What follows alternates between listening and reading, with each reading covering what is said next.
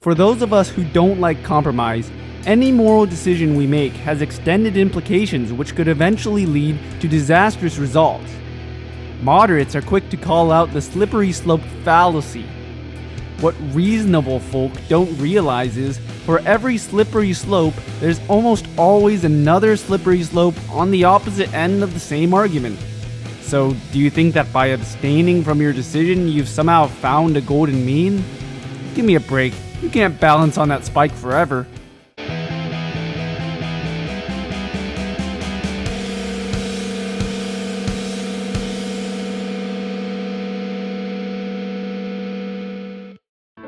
Calling an argument a slippery slope isn't really a valid criticism, but in order to understand why, we need to know what a slippery slope is. Slippery slope arguments tend to mean not just one fallacious syllogism, but many tied together to form a chain. The presenter of the argument then links the first step to the last step. But the longer the chain, the more likely one of the links is weak. The entire argument can only be as strong as the weakest subargument.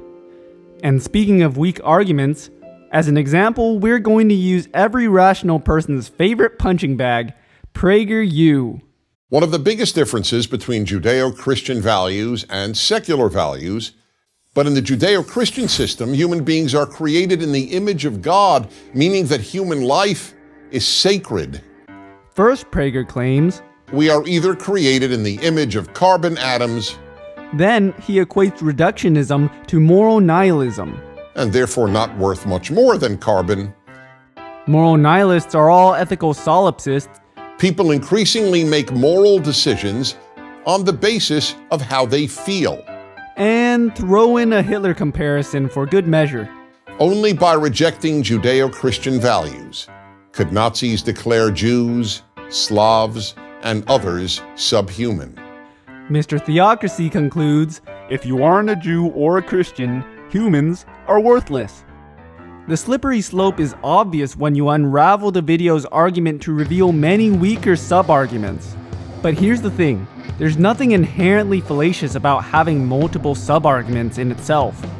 Going back to the form of the arguments, we notice that the argument is formed by several sub-arguments which logically follow from each other. If each link in the chain is logically valid, the entire chain must also be logically valid.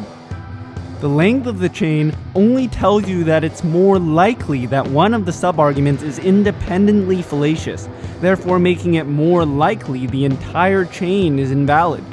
But in order to prove a slippery slope argument fallacious, you have to identify another fallacy. You can do that in two ways, by attacking the sub-arguments individually, or taking the whole thing on at once. It's time to play Name That Fallacy! Let's take a closer look at Prager's central argument. Are you more valuable than a dog or a cat or a tree? That depends on your value system. Wait, that makes no fucking sense. Regardless of what you believe, God either exists or he doesn't. The objective value of human life, or lack thereof, doesn't change based on whether or not you believe in God. But if we're talking about whether we value human life, then Dennis Prager, a Jew, couldn't claim to be the authority on what non-Jews believe. All of his pseudoscientific non-logic goes out the window anyway, because as a Judeo-Christian like himself should know from personal experience, personal values don't need to be reasonable. I could just as well say that the flying spaghetti monster created the universe, and since the flying spaghetti monster is infinite, all of its components are infinitely valuable. Since the flying spaghetti monster is made of noodles, noodles are infinitely valuable. And since humans can eat noodles, humans must be more valuable than noodles, making human life infinitely valuable. The whole line of reason is nearly as bullshit as Prager's own argument, but that's the point. If I believe it, you can't say that I don't value human life. I do, maybe for what you think is a bad reason, but I hold it nonetheless. As you should know, whether a belief is reasonable or true has no bearing on whether said belief is held. So we see that Prager's full argument is actually two separate and unrelated statements rolled into one. The first is only valid due to the principle of explosion, and the second isn't valid at all, for reasons we will soon see. In any case, the conclusion doesn't follow because whether human life has value is different from whether we value human life. These two definitions of value are switched out at Prager's convenience, but in reality they carry two different but similar meanings. Our fallacy is the four terms fallacy, otherwise known as false equivalence. Now, the other way to attack a slippery slope is by looking at the logical chain. PragerU's list sure is long, but not only that, there are a few true fallacies hidden in there. Okay, there's more than a few, and they're only hidden well enough to remain unseen by the intellectually blind. In fact, every single sub-argument is fallacious. See? That last one about Hitler deserves some special attention though, because I too often hear about Hitler's supposed atheism. We're gonna go off the rails a bit to debunk this lie, for the 1000th time. In 1928, Adolf Hitler proclaimed, "Our movement is Christian," and in a speech in 1938, he explicitly denied being an atheist. But privately, Hitler was critical of the church. Given almost all of the Germans at the time were religious, he probably used Christianity pragmatically to drum up popular support, but feared a conflict between the church's authority and his own. To that end, Hitler ordered the closing of many churches that he thought could pose a significant political threat to him. Aha! See, we just proved that Hitler closed churches in the name of atheism. He also banned all freethinker leagues. What? Can't have all those pesky left-wingers asking tough questions now, can we? At the end of the day, Hitler's personal beliefs don't matter nearly as much as the fact that the larger Nazi movement and its members were largely Christian. And that connects us back to the main point. Even if we were to accept that Hitler was privately an atheist, which is at best uncertain, the fact remains that the Nazi movement justified genocide in the name of God.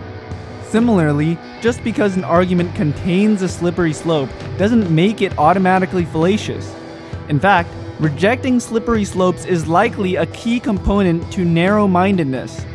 Without the presence of true counterarguments, dismissing a syllogism on account of a slippery slope would be a rejection of the conclusion just because it seems extreme. This argument from incredulity has been and continues to be used to reject proof for the spherical Earth, evolutionary theory, the right to bodily autonomy, and more.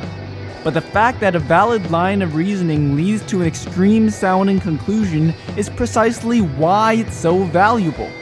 Instead of rejecting radical arguments, we must be prepared to accept implications of such reasoning even when it goes against our immediate reactions. For example, once we've accepted that marriage is based on love and not on what genitals the partners have, it naturally follows that since love isn't always limited to two people, polygamous marriage also deserves equal protection under the law. The idea would meet great resistance in today's society, but this is precisely why we must value logical change like this. It is only with so-called slippery slope arguments that we can move past our gut feelings toward truth. On the other hand, if we do find the conclusion of a logically valid chain to be unacceptable, we must call into question earlier links in that same chain. For example, based on popular Christian belief that the soul appears at conception, we must then conclude that identical twins share a soul and are the same person. Of course, in reality, conception itself isn't instantaneous, and the fact that there's no identifiable instant a soul would manifest calls into question whether the soul exists at all. You may be starting to notice a pattern here. Whenever an arbitrary distinction is being made, it's usually a sign that something sketchy is going on, and we don't have the benefit of relying on some default position based on current societal norms, because those are just as arbitrary and may well be partway down the slope. The argument from moderation, or the idea that between two extreme options a middle road is somehow correct, is far more dangerous than the fear of being completely wrong. It is an excuse for complacency, enabling us to settle for safe, unchallenging positions. If we believe in truly substantial paradigm shifts, we must find the courage to follow the evidence wherever it may lead.